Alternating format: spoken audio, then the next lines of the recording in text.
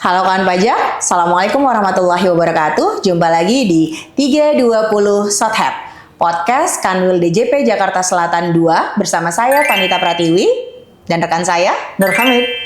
Kali ini kami akan membahas mengenai PP 20 tahun 2026. So kawan pajak, stay tune ya.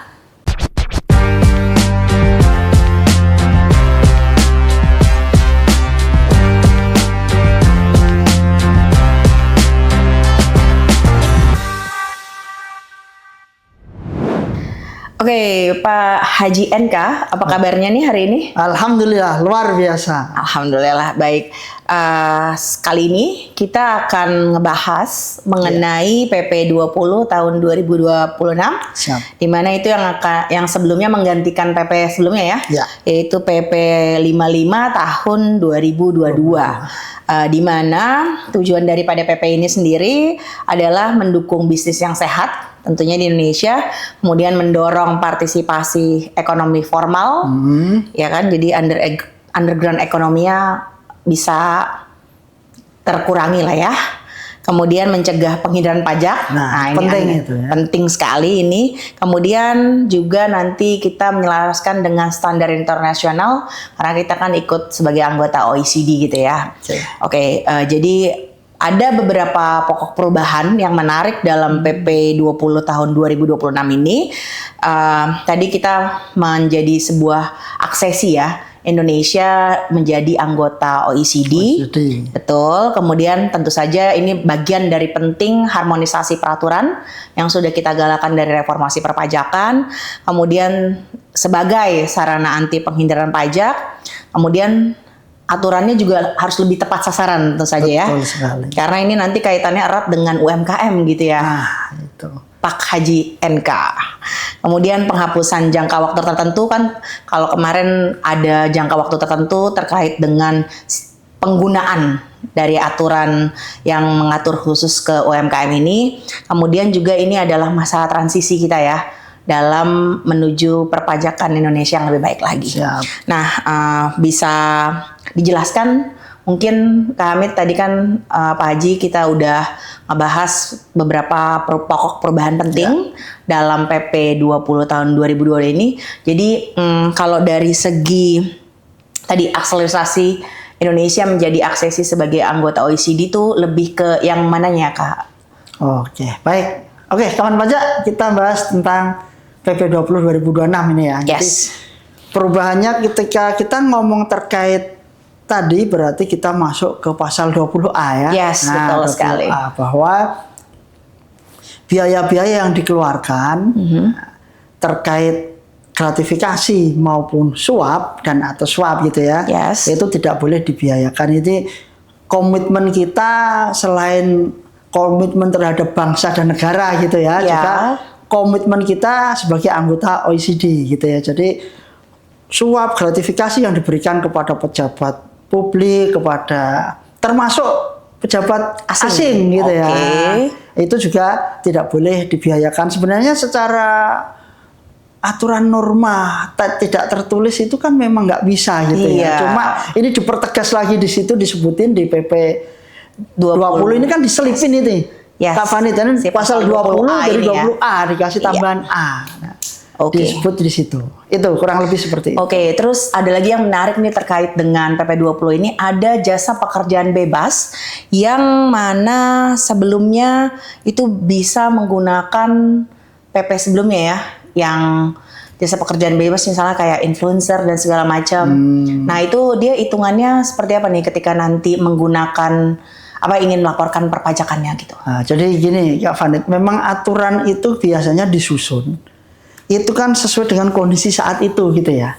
Oke. Kita kalau ngomong PP 55 2022 mungkin sudah ada vlogger dan sebagainya itu sudah ada. Mungkin tapi nggak banyak dan kayaknya belum seperti sekarang yang konten kreator, influencer makin banyak ya. Dengan penghasilan yang ternyata luar biasa. Kalau dulu mungkin dilihat dipandang sebelah mata ting gitu kali ya. Jadi aturan itu nggak mencakup itu. Jadi pekerjaan bebas yang dikecualikan dari PP 20 yang dulu PP 55 itu dulu belum ada. Jadi dulu pun kadang itu ceritanya gini Kak Vanita. Gimana tuh? Ada cerita itu wajib pajak YouTuber gitu ya. YouTuber, oke. Konsultasi ke kantor A. Oh, katanya ini masuk PP 55 waktu itu ya. Tahun 2022 itu ya. Oke. Terus bilang lagi katanya menurut helpdesk-nya begitu, tapi ketika ngomong sama ketemu AR-nya, oh beda enggak, harusnya enggak berat ini. Oh, oke. Ada perbedaan pendapat karena memang tidak tercantum di situ. Makanya dengan semakin maraknya Pak, dan ini sudah jadi pekerjaan gitu Iya, ya. karena modal handphone aja Iya. udah bisa bekerja gitu Bahkan ya. anak-anak Gen Z, Gen Alpha mungkin ya. Ketika kita tanya itu banyak, kalau dulu kita ditanya cita-cita. Ya, cita-cita. Dokter, presiden. Iya.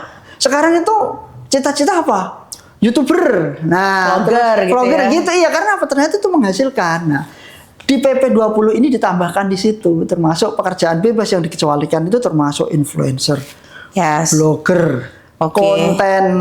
Biasanya itu Kak Vanit. Biasanya kan tambah vlogger, influencer. Tapi kalau konten bukan kontainer ya, konten kreator gitu. Oh, iya, ya. konten kreator ya. Konten kreator. Nah, itu dimasukkan di situ dan nggak berhenti di situ Kak Vanit. Yes. Di PP itu di pasal 57 ya. 56 ya, 56. 56-nya itu disebutin bahwa dan pekerjaan sejenis. Oh, oke. Jadi ada perluasan Ya di perluasan situnya nanti ya. supaya nggak ngerubah-ngerubah aturan lagi nih. Yes, Misalkan yes, yes. apa? Ada lagi namanya misalkan suatu saat itu namanya ya kita nggak tahu kalau suatu saat belum ada ya. Ya, oke, Disebutin misalkan jenis apa pekerjaan baru tapi menghasilkan, kan ini namanya pajak penghasilan. Iya, betul. Ada penghasilan masuk, maka itu bisa tercover di situ karena apa? Di aturan itu ngomong dan sejenisnya. Dan sejenisnya ya. Jadi lebih luas. Ya, jadi ini kan kemarin yang PP 55 2022 itu kan Ya. berlakunya sampai 2026, 4 tahun gitu ya. Maksudnya apa namanya, hampir 4 tahun lah ya.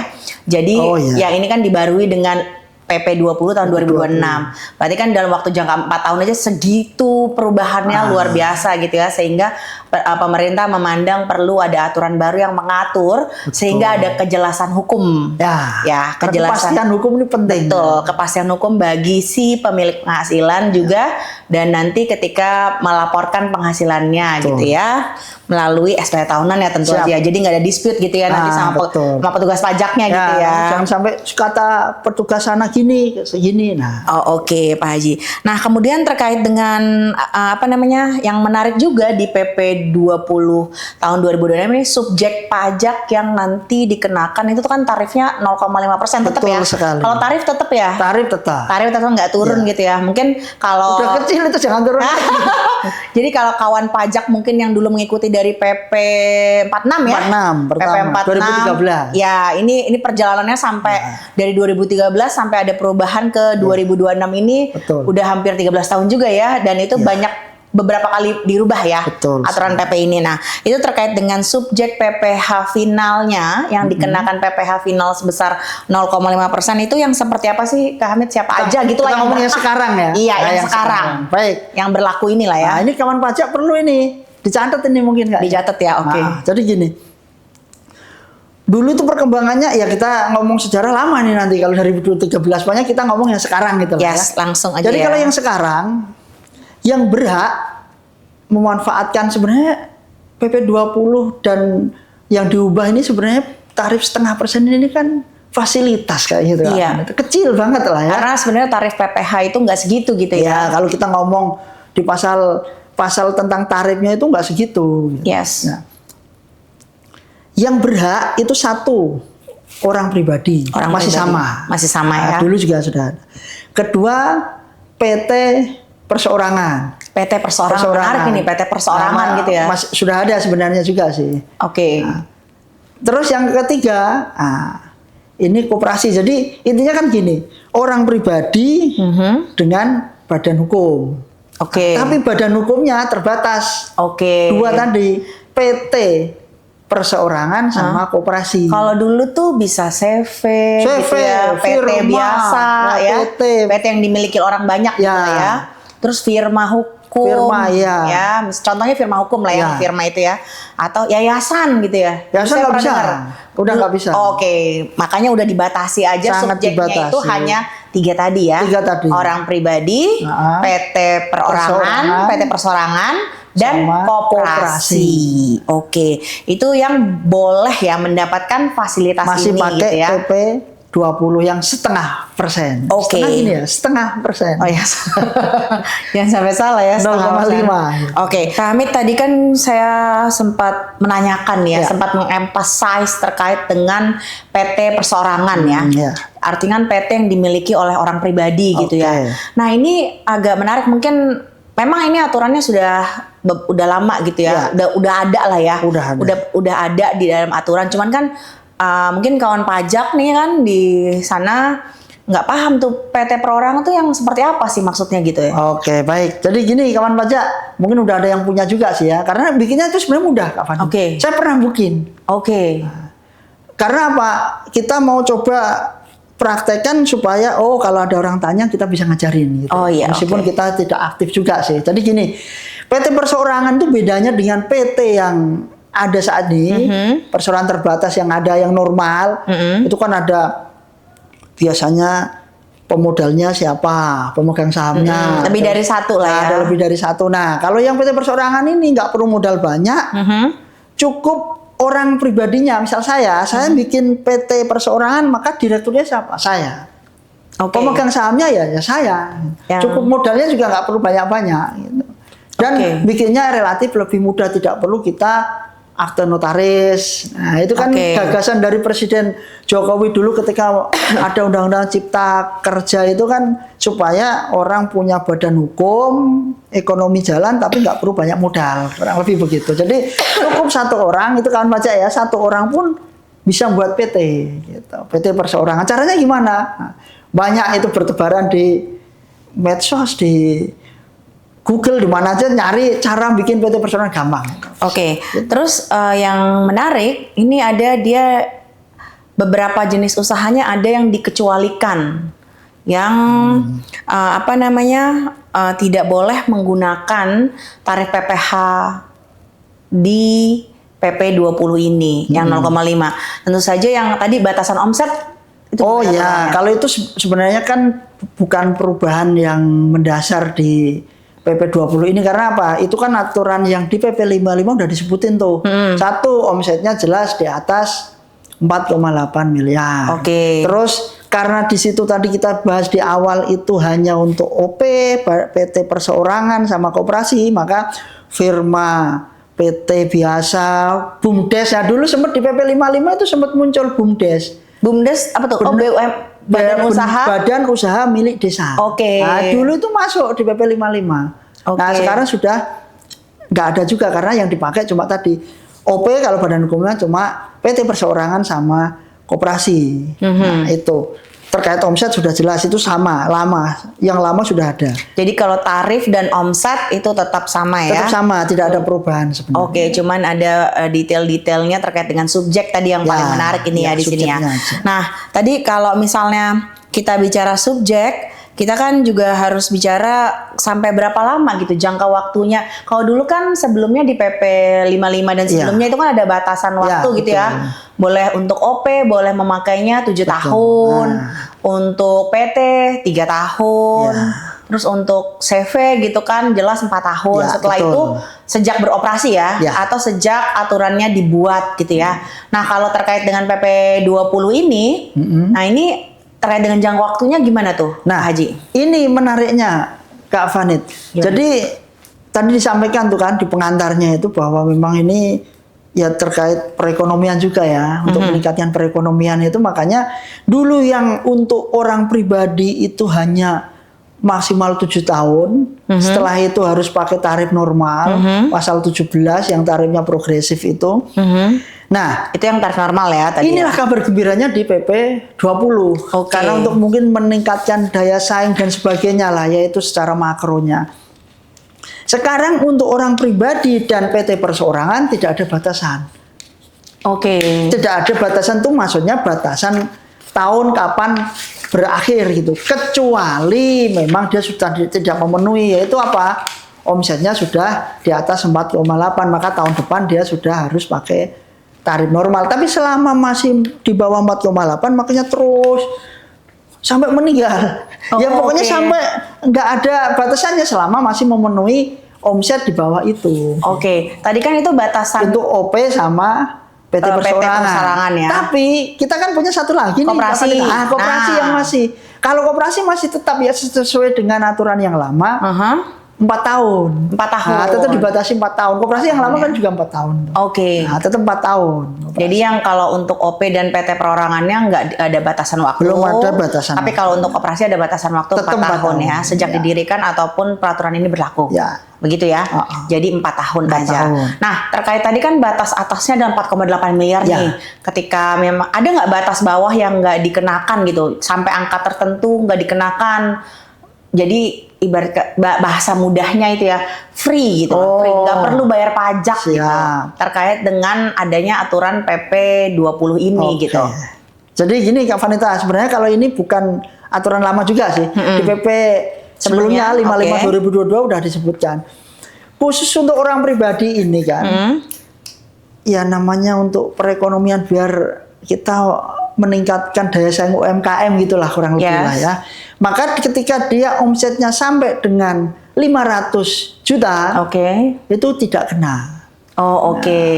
Jadi kalau yang misal pakai tarif umum kan ada batasan PTKP tuh. Betul. Nah, kalau kita yang pegawai gitu ya. Ya, yang bekerja PTKP penghasilan tidak kena pajak ya sama ini. Penghasilan tidak kena berarti bukan penghasilan, omset tidak kena pajak. Nah, kalau yang di kita punya penghasilan tidak kena pajak. Untuk yang pegawai ya. Omset sampai dengan 500, dia tidak kena yang 0,5% itu, jadi masih free. Masih free 500 itu ya banyak sih kalau menurut saya sih. Banyak ya. Tapi relatif lah ya. Jadi nanti misalnya dalam 1 tahun itu si wajib pajaknya ya, itu misalnya punya omsetnya baru 400 juta, berarti dia belum nggak perlu bayar. Makanya kan gini, mungkin narasi di kawan pajak juga ini Kak Vanita. Banyak kena pajak baru. Terus ini rakyat kecil masih kondisi indeks ekonomi kok masih kena lagi. Nah itu fasilitas dari pemerintah sampai 500 saja nggak kena omsetnya. Gitu. Kalau di atas 500 kan harusnya udah nggak kecil-kecil amat sih gitu loh ya kan. Udah omset segitu harusnya nggak kecil-kecil amat, makanya kena. Misalkan gini lah, omsetnya setahun ini 600. Setahun ini 600. Maka yang kena hanya yang 100-nya kan. Ya, 100 kali 0,5%. Berapa itu coba? 5 juta? Cuma 500.000. 500.000. Kecil banget ya. Kecil 500.000 kalau ya nanti relatif orang akan protes. Kalau belum Anda kecil, saya banyak ya bisa jadi begitulah ya. Cuma kan begini. 500 itu setahun Kak Vanita ya. Ya kan 500 ini setahun. Dibagi 500 dibagi 12. Sebulan cuma berapa itu ya? Kan? Iya. Kan enggak sampai 50 kan. Makanya ini disebut sebagai fasilitas tadi ya. Untuk UMKM di mana memang masih banyak masyarakat kita yang berkecimpung ya dalam usaha UMKM. Betul. Nah, mungkin masuk akal juga kalau tadi yang vlogger, selebgram itu kan penghasilannya luar biasa mungkin ya. Kan, kalau kita lihat di medsos juga sih, kita juga nggak lihat penghasilannya juga sih. Katanya hasilnya sekian miliar kan ini. Menarik juga tuh kita nyambi itu juga. Sambilan ya jadi konten kreator ya yang paling ini. Nah, terus terkait dengan ini Pak Haji Hamid, kalau misalnya saya ataupun kawan pajak nanti di luar sana punya tokonya tuh lebih dari 1 gitu. Saya punya toko 1 di Tanah Abang, terus di Mangga 2. Memang penghasilannya satu toko nggak sampai 500 gitu. Tapi di toko yang satu lagi saya punya penghasilan juga gitu. Tapi kalau ditotalin ini tuh udah di atas 500 atau bahkan di atas 4,8 miliar gitu. Nah, ini gimana nih Pak Haji? Nah ini kawan pajak perlu diperhatikan ya. Jadi gini, kenapa filosofi mungkin aturan itu diambil ketika PT terus CV dan sebagainya nggak dimasukkan itu ya? Itu ada istilah sebenarnya yang istilah kerennya itu firm splitting itu ya. Firm splitting. Seperti apa sih kawan pajak? Jadi gini, ini kan dalam tanda kutip tadi kita bilang fasilitas ini. Jangan sampai fasilitas ini dinikmati oleh orang-orang yang nggak berhak.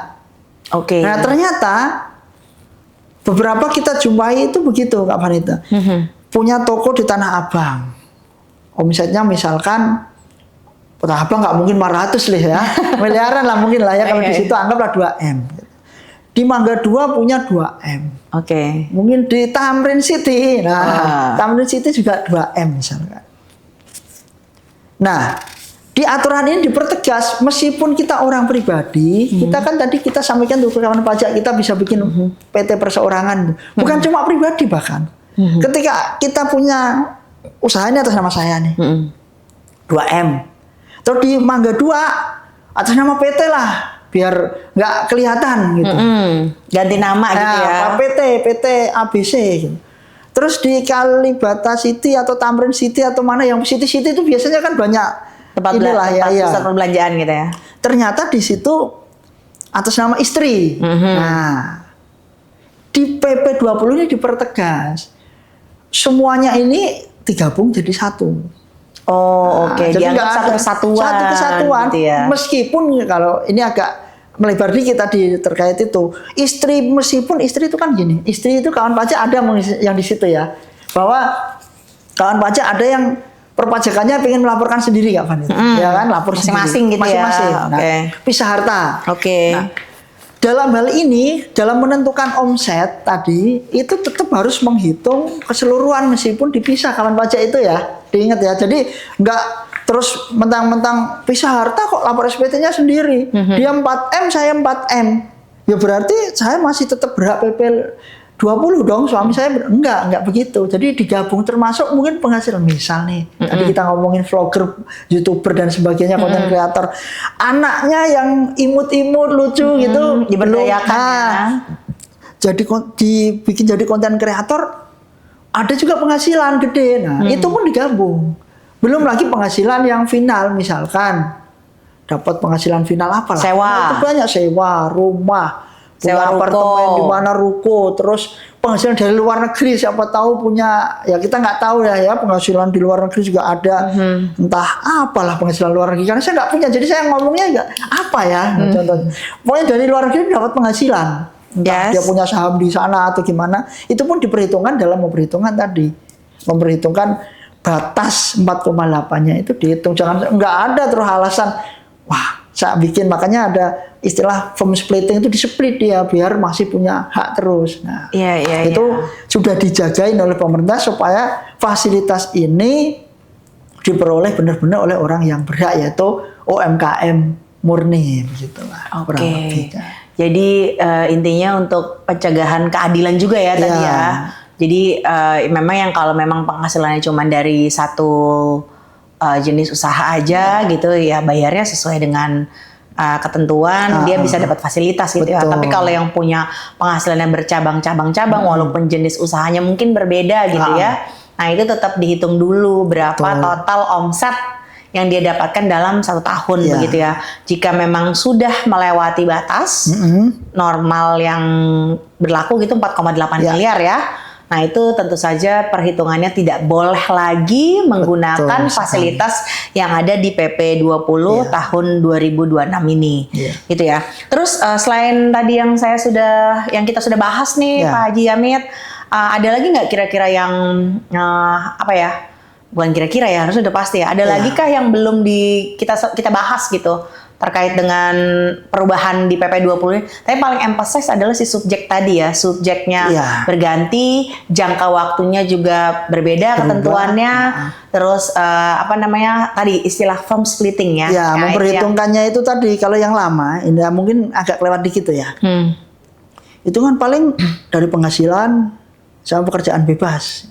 Oh iya, oke. Nah, belum diatur tadi kita jelasin sih tadi kawan pajak itu ya, yang bahwa istri, penghasilan istrinya, penghasilan anaknya yang belum dewasa yang masih dalam tanggungannya, termasuk tadi ketika ada penghasilan dari luar negeri itu sebelumnya belum diatur juga tuh. Di PP 55. Nah, ini diperjelas di situ di kawan pajak. Supaya ya tadi hak untuk memanfaatkan ini benar sesuai dengan yang digariskan pemerintah. Sebenarnya pengennya tuh yang begini loh yang dapat. Nah, kan ada istilah tadi yang kita sebut firm splitting tadi itu. Nah, kalau yang lain kayaknya paling apa itu? Oh mungkin ini Kak Vanita. Mungkin pertanyaannya begini. Saya punya CV. Terdaftar bulan atau yang gampang Desember 2025. Oke. Saya harusnya 4 tahun dong. Ya kan? Menurut aturan 25, lama ya. 26, 27, 28. Oke. Nah, kan? Maka bagi PT maupun PT yang biasa yang 3 tahun itu kalau yang kondisinya seperti ini di aturan peralihan itu diatur tuh. Oh, oke. Nah, dia diatur bahwa masih tetap berlaku asal memenuhi ketentuan PP 55 aturan yang lama. Misalkan tadi belum 4,8 dan sebagainya itu masih harusnya saya habis 2028 nih misal atau 2027. Oh, masih tetap bisa. Loh, tapi kan PT biasa. Kan ini CV ini firma. Ya, itulah baiknya pemerintah gitu ya. Oh, iya, karena aturan ini baru bulan apa kemarin itu kalau nggak salah ya pas saya lagi di sana lah ya. Di awal-awal hampir awal-awal tahun lah ya. Iya. Bulan April saya ingat saya itu keluarnya itu. 21 April apa ya itu. Jadi atas PT firma CV yang sebelumnya sebelum aturan ini berlaku kok dia masih punya hak untuk berlaku tadi yang 3 tahun atau 4 tahun. Nah, maka dia masih tetap bisa sesuai jangka waktu itu. Asal memenuhi ketentuan PP 55 ya, aturan yang lama ya bahwa 24,8 dan sebagainya. Jadi ini bagian dari relaksasi sementara itu ya. Relaksasi. Bahasa kerennya relaksasi sementara ya. Jadi ada ketentuan peralihan. Jadi kawan pajak nggak perlu khawatir gitu ya. Loh, saya baru bikin nih PT-nya di 2025 misalnya. Ekstrimnya Desember 2025. Aturan ini kan baru di 2026 gitu ya, Pak Haji. Rugi dong saya yang bikin gitu. Enggak, masih difasilitasi di situ. Oke, jadi masih bisa lanjut jika memenuhi kriteria ya. Betul. Yang ditetapkan tentu saja mengikuti di PP 55. Nah, itu gitu untuk ya. CV, PT, firma tadi ya. Iya. Kalau untuk koperasi ya ada lagi itu khusus. Nah, kalau koperasi di situ itu. Koperasi itu seketika jangka waktunya dia masih di rentang itu, dia masih tetap bisa berlaku. Oh, oke. Iya, kalau dia daftarnya misalkan koperasi kan 4 tahun tadi ya, yes. 4 tahun. Kalau 4 tahun itu dia masih anggaplah 2000, anggap 24 gitu daftar. Harusnya 24, 25, 26, 27. Nah, karena dia masih masuk di rentang itu, dia malah dapat enak tuh. Di peralihan itu, seingat saya, nah, nanti kawan baca bisa ngoreksi tuh komen-komen di YouTube kita, sahabat, biar kita ini kalau memang keliru ya. Itu bisa sampai 2029 ya. Oke, karena kan tadi 2025 kita ngomong koperasi loh ya. Yes. Ini jangan-jangan kawan pajak loh. Tadi PT CVO beda, ini koperasi aja. Yang di aturan peralihan koperasi. Ya. Karena koperasi masih menjadi bagian dari PP 20 gitu ya. Jadi koperasi masih bisa sampai yang sebelumnya tetap bisa biar adil mungkin lah baru daftar 4 tahun belum daftar kok habis gitu misalnya. Masih tetap bisa rentangnya di sampai 2029 itu. Kurang lebih begitu. Oke. Mungkin itu Kak Vanita. Jadi terkait dengan PP 20 ini ada beberapa highlight tadi yang saya perlu garis bawahi lagi yang di-emphasize adalah adanya bahwa PP 20 ini menjadi bagian dari anti penghindaran pajak ya tadi yang sangat menjadi concern yaitu di mana firm splitting gitu istilahnya ya. Jadi keluarga maupun entitas itu tetap dijadikan satu ya. Jadi nggak bisa lagi pecah usaha gitu ya sebutan ini ya. Firm splitting gitu ya, memecah usahanya. Terus kemudian terkait dengan jasa yang diberikan oleh PT orang pribadi gitu ya. Nah itu udah aturannya tadi menjadi dikecualikan gitu ya, tidak lagi menggunakan tarif 0,5% tadi karena PT sama CV-nya udah dikeluarkan gitu ya. Jadi cuman ada PT orang pribadi ataupun orang pribadi gitu ya terkait dengan menjalankan kegiatan melalui profesi misalnya gitu ya, misalnya jasa arsitektur gitu ya. Kemudian terkait dengan UMKM sendiri, sektor usaha real tentu saja menjadi bagian yang penting karena itu yang menopang ekonomi negara gitu ya. Jadi inilah yang difasilitasi. Betul. Tetap menggunakan tarif 0,5% tadi. Kemudian terkait dengan PP 20 ini di mana kalau kemarin kan masih gamblang gitu ya subjeknya yang siapa aja dan segala macam, sekarang sudah tertargeted gitu ya. Tapi khusus untuk yang tadi penambahan ini ya vlogger sama blogger itu ada tambahan dan sebagainya, karena kan berkembang gitu kan jenis pekerjaannya mungkin ya, karena sebelumnya mungkin tidak terlalu diatur terkait dengan selebgram, influencer, asal jangan kontainer tadi ya. Ya, pembuat konten kreator ya, bukan. Iya.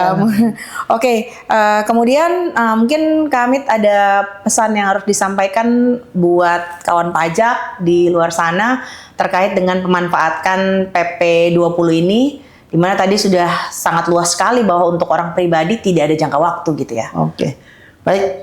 Jadi gini kawan pajak ya. Terkait PP 20 ini, sudah tadi dikatakan bahwa ini adalah fasilitas.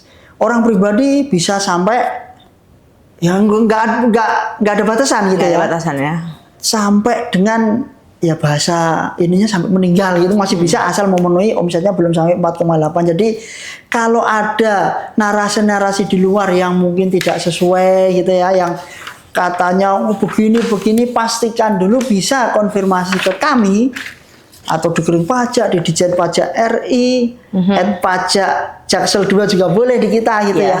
Ya silakan dikonfirmasi ke kami supaya tidak mispersepsi dan nggak ada hoax-hoax yang bisa bikin pusing, karena usaha aja sudah susah, ini masih disusahin lagi dengan pajak. Jangan sampai berpikir seperti itu, makanya ditanyakan ke kami ini benar enggak, ini hoax atau enggak, supaya kita bisa berkarya, bisa bekerja dan sebagainya untuk keluarga dan juga bisa berbakti untuk negara dengan kontribusi kita kepada dan pajak, dengan mendapatkan gitu. Kepastian hukum tadi gitu ya. Kurang lebih itu sih. Iya, baik. Terima kasih sekali Pak Haji Amit, ini obrolan yang sangat menarik terkait dengan PP 20 tahun 2026 ini. Memang ini bukan aturan baru, hanya menjadi aturan tambahan dari atau penyempurna ya dari aturan sebelumnya, di mana ada aturan sebelumnya itu PP 55 tahun 2022. Baik, obrolan sangat menarik sekali kawan pajak. Mungkin sampai di sini dulu. Siap. Episode kali ini. Nanti mungkin bisa kita sambung lagi, entah ada aturan baru ataupun bagian lain dari halnya. Baik kawan pajak, terima kasih sudah menyaksikan 320 Sotheb Podcast Kanwil DJP Jakarta Selatan 2. Jika kawan pajak ada pertanyaan, silakan cantumkan di dalam kolom komentar kami. Dan jangan lupa follow akun media sosial kami di YouTube dan juga Instagram. Terima kasih, sampai jumpa.